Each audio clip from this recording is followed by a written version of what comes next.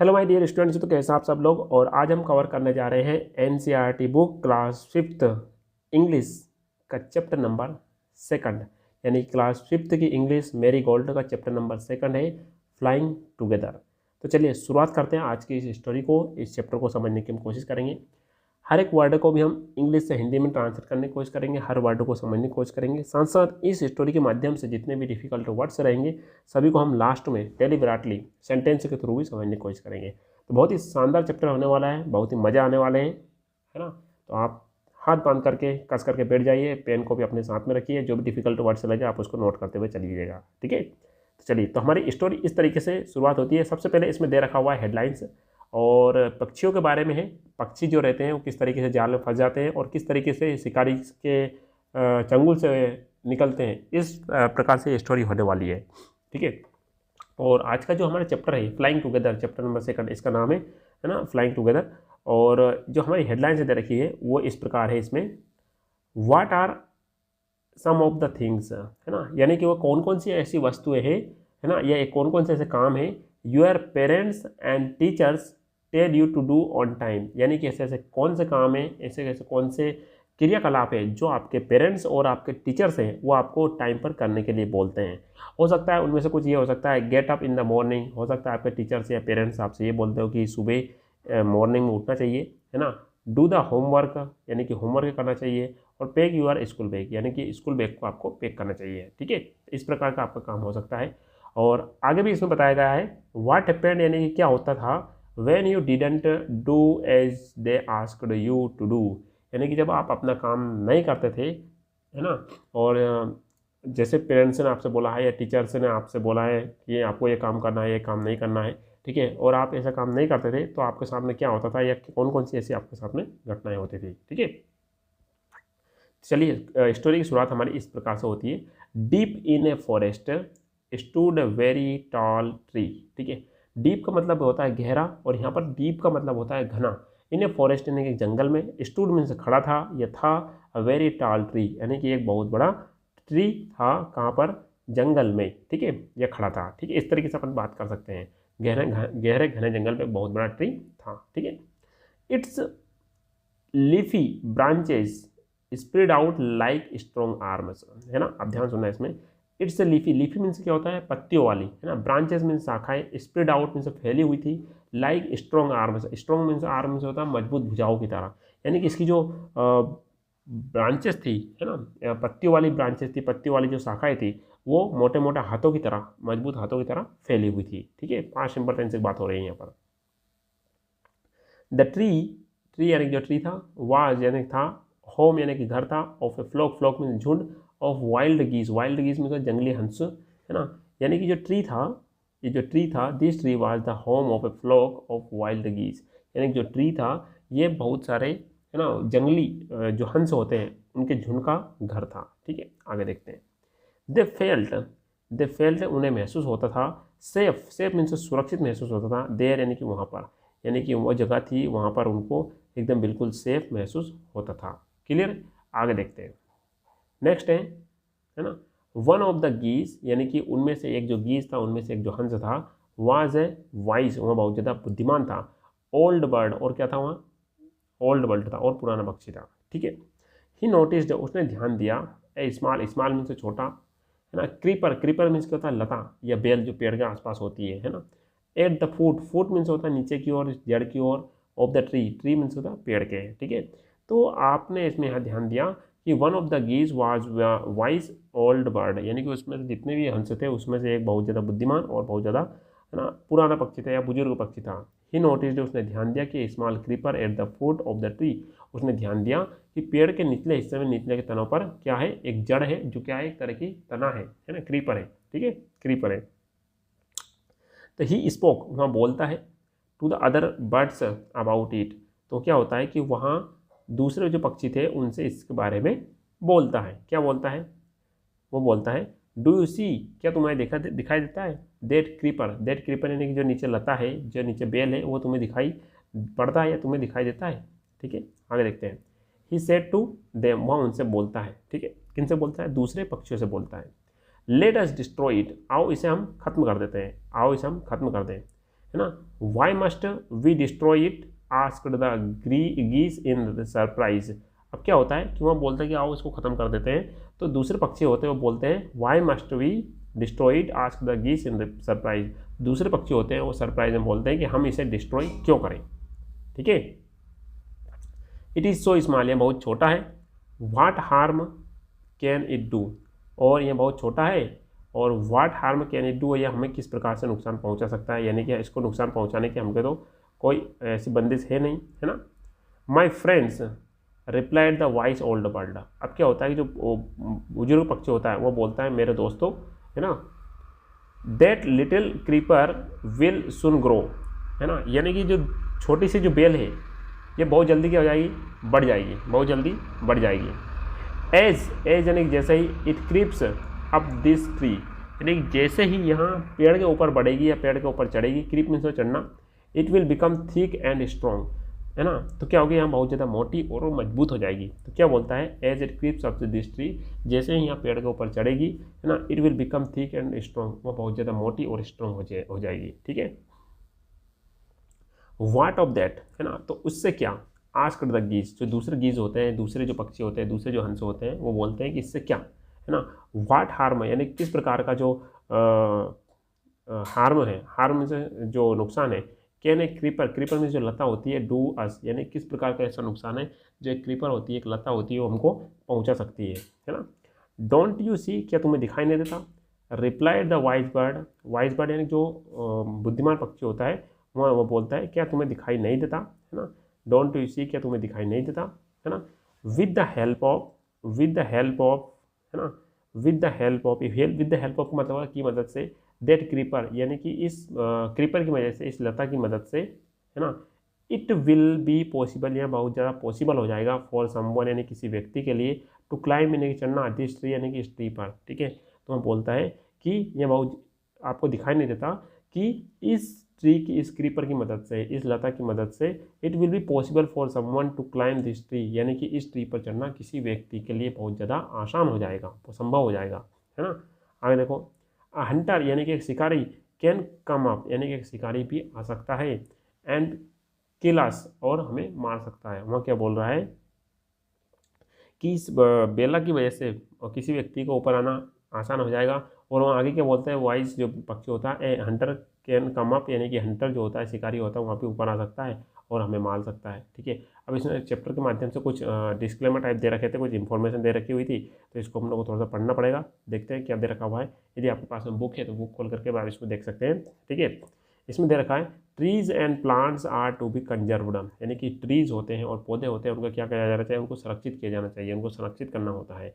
Discuss, इस बात को चर्चा करें इन क्लास, यानी कि क्लास में, एंड फाइंड आउट, और यहाँ खोजने की प्राप्त करें और यहाँ सूचना जुटाएं, है ना। विच प्लांट्स, यानी कौन से पौधे, क्रीपर्स यानी कि लताएँ, यानी कि बेलें, और ट्रीज यानी कि पेड़, may be harmful for the existence of others, यानी कौन कौन से ऐसे पौधे होते हैं, कौन कौन से प्लांट्स होते हैं, और क्रीपर्स होते हैं, लताएँ होती है, बेलें होती है, और पौधे होते हैं जो दूसरों के अस्तित्व के लिए खतरा साबित हो सकते हैं, ठीक है। तो इस स्टोरी को हम आगे पूरी तरीके से फिर से कंटिन्यू करते हैं कि आगे इस स्टोरी में क्या होता है, ठीक है।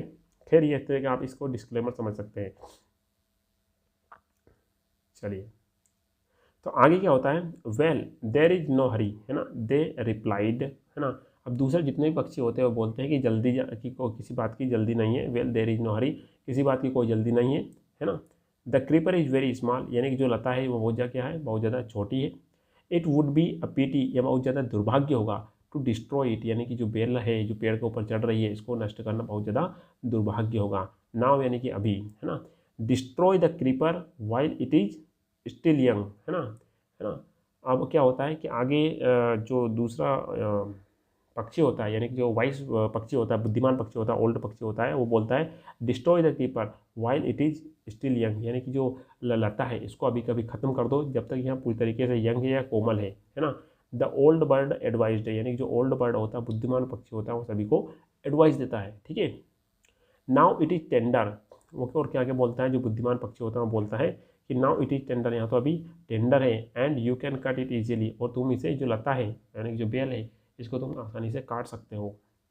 लेटर यानी कि बाद में, it will become hard and you will not be able to cut it. और आगे क्या बोलता है वो, आगे क्या बोलता है कि now it is tender and you can cut it easily, यानी कि जो बुद्धिमान पक्षी होता है वह बोलता है कि यहाँ अभी टेंडर यानी कोमल है, तुम इसे आसानी से काट सकते हो, और लेटर क्या होगा कि बाद में क्या होगा, बहुत ज़्यादा कठोर हो जाएगा, and you will not be able to cut it, और तुम इसे काट नहीं पाओगे, है ना। तो दूसरे पक्षी क्या बोलते हैं, वी विल सी, हम इसे देख लेंगे, आंसर द बर्ड्स, यानी कि दूसरे पक्षी होते हैं वो सभी आंसर देते हैं कि हम इसे देख लेंगे। बट यानी कि किंतु, है ना, किंतु, बट यानी कि किंतु, है ना, they did not destroy the creeper, लेकिन सारे के सारे जो पक्षी होते हैं वे उस लता को डिस्ट्रॉय नहीं करते हैं, यानी कि वो जो लता होती है, वो जो बेल होती है उसको डिस्ट्रॉय नहीं करते हैं, उसको खत्म नहीं करते हैं, है ना। दे फॉरगॉट, वे भूल जाते हैं the vice old birds advice, है ना, वो क्या करते हैं, जो वाइस बर्ड रहती है ना, दे फॉरगॉट भूल जाते हैं the vice old birds advice, यानी जो वाइस ओल्ड बर्ड रहता है, यानी कि जो बुद्धिमान पक्षी रहता है उसकी जो सलाह रहती है उसको सारे के सारे भूल जाते हैं। ठीक है, आगे देखते हैं। एज द क्रीपर ग्रेव, जैसे जो क्रीपर होता है, क्रीपर मीन्स क्या होता है, वो जो बेल होती है वहाँ ज़्यादा बढ़ती है, तो इट बेगन वहाँ शुरू कर देती है, वाइंडिंग यानी कि लपटना, है ना, इट्स वे मीन्स होता है अपने तरीके से, है ना, द ट्री यानी ट्री को चारों ओर से। ठीक है, तो इसमें क्या होता है कि एज द क्रीपर जो होती है, बेल जो होती है बड़ी होती है, तो वह पेड़ से चारों ओर से लपटना शुरू कर देती है। ठीक है, आगे देखते हैं, है ना। स्ट्रोंगर यानी मजबूत, एंड स्ट्रोंगर मजबूत और मजबूत, इट बिकम यानी कि यह बनती चली जाती है, अंटिल यानी जब तक नहीं, it was as strong as a thick rope. ठीक है, अब आगे क्या होता है कि वहाँ पेड़ को लपेटते हुए तो चली जाती है, लेकिन आगे भी क्या होता है, स्ट्रोंगर एंड स्ट्रोंगर यानी कि मजबूत और मजबूत, इट बिकेम यानी कि वह बनती हुई चली जाती है, it was as strong as thick rope, जब तक यहाँ एक मजबूत रस्सी की तरह मजबूत नहीं हो जाती। ठीक है, क्लियर है, आगे देखते हैं। वन मॉर्निंग यानी एक सुबह क्या होता है, वैन यानी कि जब, the geese had gone out in search of food, यानी कि जितने भी पक्षी थे जब कहाँ गए थे, गॉन आउट इन गए हुए थे, इन सर्च ऑफ मीन्स खोज में, फूड मीन्स भोजन की, यानी कि एक सुबह क्या होता है जब सारे के सारे, है ना, सारे के सारे पक्षी, सारे के सारे पक्षी क्या गए, कहाँ गए हुए थे, भोजन की खोज में गए हुए थे, तो a hunter came to the forest, तो क्या होता है कि एक हंटर यानी कि शिकारी जंगल में आता है। ठीक है, आगे देखते हैं। सो यानी कि इसलिए, दिस इज वेयर यानी कि वे वही जगह थी, द वाइल्ड गीस लिव, और ये वही जगह थी जहाँ पर सारे के सारे पक्षी, सारे के सारे हंस रहा करा करते थे, है ना। ही सेड टू हिमसेल्फ, यानी कि जो हंटर रहता है, जो शिकारी होता है, वो अपने आप से बोलता है, हाँ, व्हेन दे कम बैक, यानी कि जब वे वापस आएंगे, इन द इवनिंग यानी कि शाम को वापस आएंगे, यानी कि वो किसके बारे में बात कर रहा है अपने आप से, हंसों के बारे में बात कर रहा है, गीस के बारे में बात कर रहा है कि जब वो वापस आएंगे तो आई सेल कैच देम, तो मैं क्या करूँगा, उन सभी को पकड़ लूँगा। ठीक है, तो so this is the where the wild geese live, यानी कि वही जगह थी जहाँ पर सारे के सारे पक्षी रहा करते थे। तो ही सेड टू हिमसेल्फ, तो वह अपने आप से बोलता है, when they come back in the evening I shall catch them, यानी कि वे जब इन द इवनिंग को आएंगे तो मैं क्या करूँगा, उन सबको पकड़ लूँगा। ठीक है, the Hunter climbed up the tree, तो इस प्रकार क्या होता है कि जो हंटर रहता है वहाँ पेड़ पर चढ़ जाता है, विद द हेल्प ऑफ, या विद द हेल्प ऑफ इनकी मदद से, द क्रीपर मीन्स ये वही बेल जो मजबूत हो चुकी थी।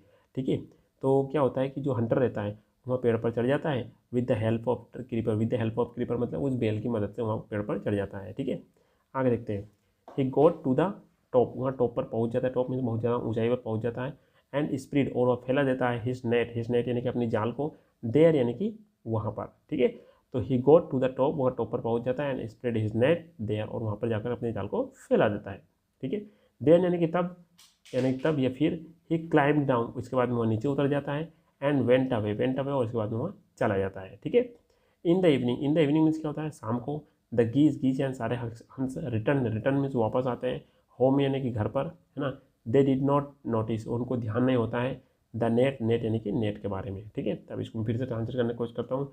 Then he climbed down and went away, तो शिकारी जो होता है पूरी तरीके से नीचे उतर कर चला जाता है।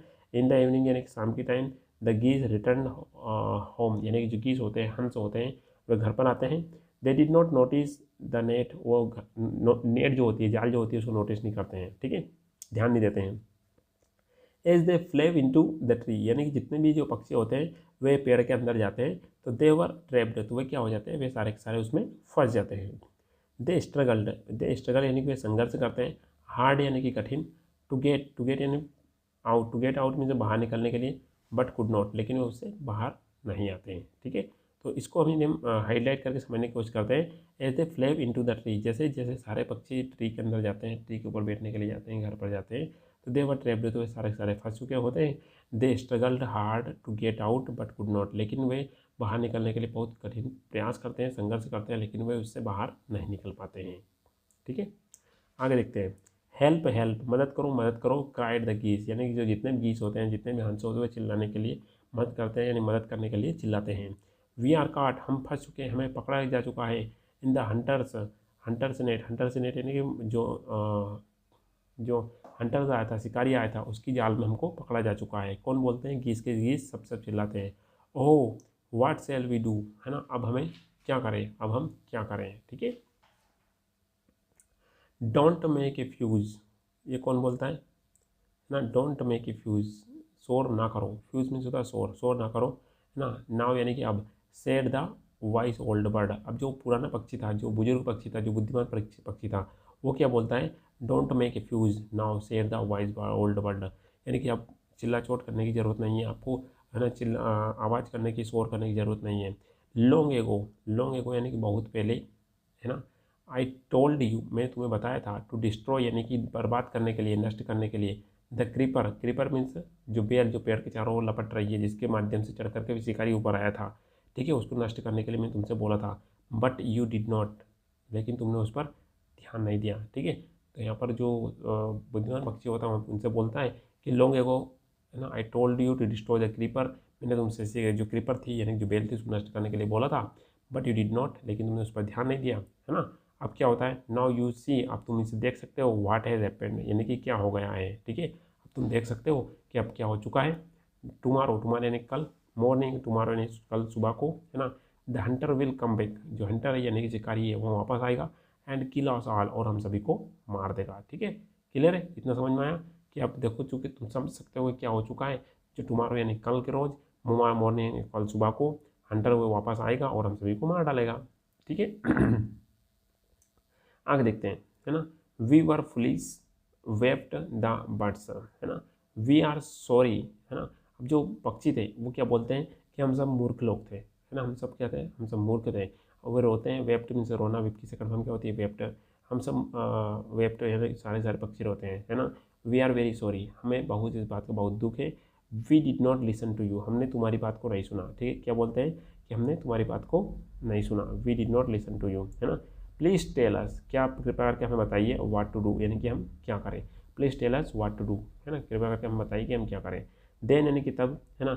लिसन केयरफुली, इसके बाद में जो पक्षी होता है, जो ओल्ड पक्षी होता है, वो बोलता है then listen carefully replied the wise bird, यानी कि जो बुद्धिमान पक्षी होता है वह रिप्लाई देता है कि फिर मेरी बात ध्यानपूर्वक आप लोग सभी कृपा करके सुनिए। ठीक है, वैन यानी कि जब द हंटर कम्स, यानी कि हंटर में से जो शिकारी है वह आता है ना। यू मस्ट ऑल यानी कि तुमको करना चाहिए, प्रिटेंड में ढोंग करना चाहिए, टू बी डेड मीन्स मरने का। ठीक है, अब जो बुद्धिमान पक्षी होता है उसके पास में बुद्धि तो होती है, अपने पूरे सालों का अनुभव होता है, तो वह फिर से उन है ना नासमझ पक्षियों को बोलता है you must all pretend to be dead, यानी कि तुम सभी को मरने का क्या करना चाहिए? ढोंग करना चाहिए। ठीक है, जस्ट लाई स्टिल, है ना, तुम्हें शांत लेटे रहना है। ठीक है, जस्ट लाई स्टिल में शांत लेटे रहना है। The Hunter will not want dead birds, यानी कि जो हंटर होता है, यानी कि जो शिकारी होता है, उसको डेड बर्ड्स की ज़रूरत नहीं होगी। वांट में चाहना है, ज़रूरत होना, यानी कि जो हंटर रहता है उसको डेड बर्ड्स की यानी मरे पक्षियों की ज़रूरत नहीं होती है। ठीक है, ही विल थ्रो अस, वो हमें फेंक देगा, फ्यूचर सिंपल की बात हो रही है। टू द ग्राउंड, ग्राउंड में से ज़मीन पर या धरती पर, हमें धरती पर फेंक देगा, है ना। It will then be easy, इसलिए इस टाइम पर हमारे लिए ईजी हो जाएगा, आसान हो जाएगा। फॉर हिम, है ना, it will then be easy for him, यानी कि यहाँ तब उसके लिए बहुत ज़्यादा आसान हो जाएगा। टू क्लाइम डाउन यानी कि नीचे उतरना, यानी कि जब वहाँ हम सभी को नीचे फेंक देगा तो उसको नीचे उतरना बहुत ज़्यादा, it will be then easy for him to climb down, तो यानी कि जब वो हमको धरती पर फेंक देगा, जब हम मारने का नाटक करेंगे तो उसके लिए धरती पर नीचे उतरना बहुत ज़्यादा आसान हो जाएगा। एंड कलेक्ट बर्ड्स, और बर्ड्स को कलेक्ट करना यानी इकट्ठा करना में आसान हो जाएगा। एंड टेक देम होम, और उनको घर पर ले जाना भी आसान हो जाएगा, क्योंकि यदि वे जीवित रहते तो उसको ये लगता है कि यदि इसको नहीं यहाँ से फेंक दूंगा तो उड़ जाएंगे। ठीक है, तो जब वो नीचे फेंक देगा तो उसको पेड़ पर से नीचे उतरना भी आसान हो जाएगा, उनको कलेक्ट करना भी आसान हो जाएगा और उन सभी पक्षियों को घर पर ले जाना भी आसान हो जाएगा क्योंकि वे मरे हुए थे। ठीक है ना, ऐसा आपको प्रेजेंट करना तो वो भी यही समझेगा। When the last of us has been thrown, यानी कि जब हमें से लास्ट वाले को, है ना, जब हमें से लास्ट वालों को, है ना, हैज़ बीन थ्रोन, जब डाउन यानी कि हमें से लास्ट वालों को जब नीचे फेंक दिया जाता है तो हमको क्या करना है, वी मस्ट क्विकली, हमको तेज़ी से गेट अप यानी कि उठना है, एंड फ्लाई अवे, और हम सभी को उड़ करके भाग जाना है। ठीक है, अब देखते हैं इन द मॉर्निंग, यानी कि सुबह को क्या होता है, इन द मॉर्निंग सुबह को क्या होता है, इन द मॉर्निंग सुबह क्या होता है, द हंटर केम, यानी कि वो जो हंटर होता है शिकारी आता है, टू द ट्री, यानी कि पेड़ के पास में आता है, एंड क्लाइम्ड अप, और वहाँ पेड़ पर चढ़ जाता है। He looked at the geese in the net, और वहाँ क्या करता है, पेड़ में जो गीज थे, उन नेट के अंदर गीज थे, जाल के अंदर गीज थे, यानी कि जो हंस थे उनको देखता है। ठीक है, in the morning the hunter came to the tree and climbed up, he looked at the geese in the net, तो वहाँ क्या करता है, जो गीज नेट के अंदर गीज थे उनको देखता है ना। They all dead, he muttered to himself, ठीक है, तो वहाँ देखता है ना, कि ये सब तो मर चुके हैं, ही मटर्ड टू हिमसेल्फ, वहाँ अपने आप से बड़बड़ाते हुए कुछ कहता है। ठीक है, आगे देखते हैं, है ना, he threw them out of the net one by one, है ना, वहाँ सभी, थ्रो की सेकंड फॉर्म क्या होती है, थ्रेव, देम आउट यानी कि बाहर, है ना, वहाँ सभी को जाल में से एक एक करके बाहर फेंक देता है ना। आगे देखते हैं, the birds lay still until the last one had been throw down, अब क्या होता है इसमें, यानी कि सारे सारे जो पक्षी थे वे अब भी शांति से पूरी तरीके से उसमें पड़े हुए थे, यानी कि मरे हुए का नाटक करते हुए पड़े हुए थे, जब तक कि जो लास्ट वाला था उसको ना फेंक दिया गया। ठीक है, क्लियर है, आगे देखते हैं।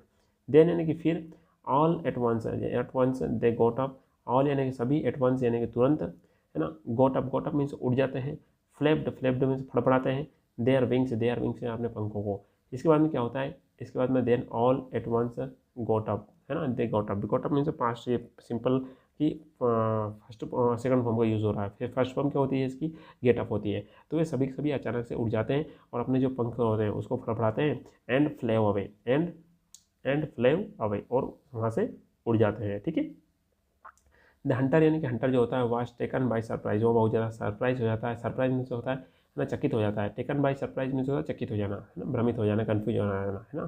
From the top of the tree, यानी कि ट्री के ऊपरी हिस्से से, है ना, he waited all geese fly away, और क्या होता है, from the top of the tree he waited all the geese fly away, यानी कि पेड़ के सबसे ऊपरी हिस्से से वहाँ सभी पक्षियों को उड़ते हुए देख रहा था। तो माय डियर स्टूडेंट्स, तो ये था हमारा आज का सेकंड चैप्टर, है ना, द मेरीगोल्ड बुक का, जिसका नाम क्या था, है ना, फ्लाइंग टुगेदर। तो ये आपको कितना समझ में आया, आपको किसी प्रकार डाउट रहता है तो मुझे कमेंट बॉक्स में बता सकते हैं। आज हम डिस्कस करेंगे इसकी वोकेबलरी के बारे में, यानी कि इस वोकेबलरी जो लेसन है इसके माध्यम से हम सीख सकते हैं। ठीक है, और इन वोकेबलरी को हम क्या बोलते हैं, नाउन एडजेक्टिव इस तरीके फॉर्म के रूप में समझेंगे, और इनको एग्जाम्पल के थ्रू भी हम किस तरीके से यूज़ कर सकते हैं इसको भी हम समझने की कोशिश करेंगे कि इनका एक्चुअल में एग्जाम्पल के थ्रू किस तरीके से यूज़ किया जाता है। तो फर्स्ट वोकेबलरी हमारे पास में क्रीपर का मतलब होता है लता या बेल, और फॉर्म की अपना आप में संज्ञा है। ठीक है, दीवार पर एक सुंदर बेल चढ़ रही थी, हिंदी में एक सेंटेंस है, इसको हम इंग्लिश में बनाएंगे, a beautiful creeper was growing on the wall. Clear. Next verb है जो वोकेबलरी हमारे पास में फ्लॉक का मतलब होता है पक्षियों जानवरों का झुंड, और फॉर्म क्या अपना में, फॉर्म अपना आप में नाउन। ठीक है, तो आसमान में कबूतरों का झुंड उड़ रहा था, the flock of pigeons was flying in the sky. Clear है। नेक्स्ट है हमारे पास में वाइस मीन्स होता है चतुर या समझदार या बुद्धिमान, और फॉर्म की अपना हुआ फॉर्म है एडजेक्टिव, और ये बनता है विशेषण। ठीक है, हिंदी में। तो इसको एग्जाम्पल के थ्रू समझने की कोशिश करते हैं। बुद्धिमान व्यक्ति अपने अनुभव से सीखता है, wise person learns from his experience. ठीक है। नेक्स्ट वर्ड है हमारे पास में हंटर का मतलब होता है शिकारी, फॉर्म की अपना आप में संज्ञा है। ठीक है, नाउन है। शिकारी ने जंगल में एक हिरन का पीछा किया, तो इसको हम बोलेंगे the hunter chased a deer in the forest. Alright. Next word है हमारे पास में ट्रैप का मतलब होता है फंदा या जाल, और फॉर्म के अपने आप में नाउन है। तो शिकारी ने जंगल में एक जाल बिछाया, तो the Hunter set A trap in the forest. Alright. Next word है हमारे पास में स्ट्रगल का मतलब होता है संघर्ष करना, और फॉर्म के अपने आप में वर्ब है ना, और सफलता पाने के लिए संघर्ष आवश्यक है। तो struggling is necessary to achieve success. Clear है। नेक्स्ट वर्ड है हमारे पास में प्रिटेंड का मतलब होता है दिखावा करना या बहाना करना, और फॉर्म क्या, फॉर्म अपने आप में वर्ब है, ठीक है। उसने बीमार होने का बहाना किया तो हम इसको बोलेंगे he pretended to be sick. Next word है हमारे पास में मटर। मटर का मतलब होता है बड़बड़ाना या धीरे धीरे कहना। फॉर्म क्या अपने आप में वर्ब है, तो गुस्से में बड़बड़ा रहा था, तो he was muttering in anger, ठीक है। फ्यूज, फ्यूज का मतलब होता है अनावश्यक हंगामा, है ना, या शोर शराबा भी बोल सकते हैं। फॉर्म की अपने आप में संज्ञा है, तो छोटी छोटी बातों पर हंगामा मत करो, तो don't make a fuse over small things. Alright, चलिए नेक्स्ट वर्ड है हमारे पास में टेंडर। टेंडर का मतलब होता है कोमल, है ना, ये नाजुक। फॉर्म के अपने आप में एडजेक्टिव है, हिंदी में बोले तो विशेषण है। चलिए एग्जाम्पल के थ्रू इसको समझने की कोशिश करते हैं। बच्चे की त्वचा बहुत नाजुक होती है, a baby's skin is very tender. Clear है। नेक्स्ट वर्ड है हमारे पास में हार्म। हार्म का मतलब होता है नुकसान पहुंचाना, और फॉर्म के अपने आप में वर्ब है, तो पर्यावरण को नुकसान मत पहुंचाओ, है ना, तो do not harm the environment. Next word है हमारे पास में एग्जिस्टेंस। एग्जिस्टेंस का मतलब होता है अस्तित्व, और फॉर्म के अपने आप में नाउन है, तो भगवान का अस्तित्व हर जगह है, तो हम बोलेंगे the existence of God is everywhere. Clear है। नेक्स्ट वर्ड है हमारे पास में, है ना, कंजर्व्ड। कंजर्व्ड का मतलब होता है संरक्षित किया गया, ठीक है। और अपने आप में कंजर्व्ड जो है ये अपने आप में वर्ब की सेकंड फॉर्म है, ठीक है। और फॉर्म तो अपने आप में वर्ब ही है, और फर्स्ट फॉर्म क्या बनेगी इसकी, कंजर्व बनेगी, यानी कि इसमें से हम डी हटा देंगे। चलिए एग्जाम्पल के तो समझने की कोशिश करेंगे। पानी को संरक्षित करना चाहिए, तो water should be conserved. Next word है हमारे पास में वाइंडिंग। वाइंडिंग का मतलब होता है घुमावदार, और फॉर्म क्या अपने आप में एडजेक्टिव है, तो यहाँ सड़क बहुत घुमावदार है, राइट, तो this road is very winding. Next word है हमारे पास में पर्च। पर्च का मतलब होता है ऊंचे स्थान पर बैठना, और फॉर्म के अपने आप में वर्ब है, पक्षी डाल पर बैठा था, तो the bird perched on the branch, ठीक है। नेक्स्ट वर्ड है हमारे पास में, है ना, बिवाइल्डर्ड। बिवाइल्डर्ड का मतलब होता है हतप्रभ या चकित। फॉर्म के अपने आप में एडजेक्टिव है, तो उसका उत्तर सुनकर मैं चकित रह गया, तो I was bewildered by his answer. Next word है हमारे पास में क्लच। क्लच का मतलब होता है कसकर पकड़ना, और फॉर्म क्या, फॉर्म अपने आप में वर्ब है, तो बच्चे ने अपनी माँ का हाथ कसकर पकड़ लिया, the child clutched his mother's hand tightly. Alright. Next word है हमारे पास में, है ना, विजिलेंट। विजिलेंट का मतलब होता है सतर्क या चौकस, ठीक है। फॉर्म अपने आप में एडजेक्टिव, है ना, तो एक अच्छा चौकीदार हमेशा सतर्क रहता है, तो इसको हम बोलेंगे a good guard is always vigilant. Next word है हमारे पास में पैनिक। पैनिक का मतलब होता है घबराहट या आतंक, ठीक है। तो आग लगने से चारों ओर घबराहट फैल गई। फॉर्म की अपना आप में नाउन है, तो panic spread everywhere after the fire, right. Next word हमारे पास में नेस्टल। नेस्टल का मतलब होता है आराम से टिकना। फॉर्म के अपने आप में वर्ब है, तो वहाँ तकिए पर आराम से टिक गई, ठीक है। तो she nestle into the pillow comfortably. Next word हमारे पास में टेंगल। टेंगल का मतलब होता है उलझन या गांठ। फॉर्म के अपने आप में संज्ञा, तो उसकी बालों में गांठ पड़ गई थी, तो her hair was tangled badly. Next word है हमारे पास में फ्रेंटिक। फ्रेंटिक मतलब होता है व्याकुल या घबराया हुआ। फॉर्म के अपने आप में एडजेक्टिव है, तो परीक्षा के दिन छात्र बहुत घबराए हुए थे, the students were frantic on the next day, ठीक है, next exam day. Next word हमारे पास में डिस्पेयर। डिस्पेयर का मतलब होता है निराशा, तो हमें कभी निराश नहीं होना चाहिए, तो we should never fall into despair. Next word है हमारे पास में लर्क। लर्क का मतलब होता है छिपकर रहना, और फॉर्म के अपने आप में वर्ब है, अंधेरे में एक संदिग्ध व्यक्ति छिपा हुआ था, तो I suspicious man was lurking in the dark. Alright. Next word हमारे पास में, है ना, मनेवियर। मनेवियर का मतलब होता है चालाकी से संचालन करना, है ना, मनेवियर, मनेवियर, ठीक है। तो ड्राइवर ने गाड़ी को संकरी गली में कुशलता से मोड़ा, तो driver manoeuvred the car skilfully in the narrow lane. Alright. Next है हमारे पास में स्करी। स्करी का मतलब होता है जल्दी जल्दी भागना, तो फॉर्म के अपने आप में वर्ब है, तो चूहे डरकर कोने में भाग गए, the mice squared to the corner in fear. Alright. Next word है हमारे पास में कजन। कजन का मतलब होता है सावधानी, और फॉर्म के अपने आप में यह संज्ञा है, तो सड़क पार करते समय हमेशा सावधानी बरतनी चाहिए, तो इसको हम इंग्लिश में बनाएंगे one should always exercise caution while crossing the road. Next word हमारे पास में ग्लेंस। ग्लेंस का मतलब होता है झलक देखना, एक नज़र डालना। फॉर्म के अपने आप में वर्ब है, तो उसने किताब पर एक नज़र डाली और बाहर चला गया, तो इसको हम लिखेंगे he glance at the book and left, या हम बोल सकते हैं लेफ्ट आउटसाइड। नेक्स्ट वर्ड हमारे पास में फ्लटर। फ्लटर का मतलब होता है तेज़ी से फड़फड़ाना, ठीक है, और वर्ब फॉर्म के अपने आप में वर्ब है, तो तितली के पंख हल्के हल्के फड़फड़ा रहे थे, तो the butterflies wings were fluttering gently, ठीक है। नेक्स्ट वर्ड है हमारे पास में next and last gauge. Gauge means एक टक देखना। फॉर्म क्या है वर्ब, तो मैं चांद को एक टक देख रहा था, तो he was gazing at the moon. तो माय डियर स्टूडेंट्स, तो ये था आज का क्लास का डिस्कशन, जिसमें हमने सबसे पहले जो चैप्टर था फ्लाइंग टुगेदर उसको कवर किया। इसके बाद में हमने उसको पूरी तरीके से इंग्लिश से हिंदी में ट्रांसलेट करके समझने की कोशिश की।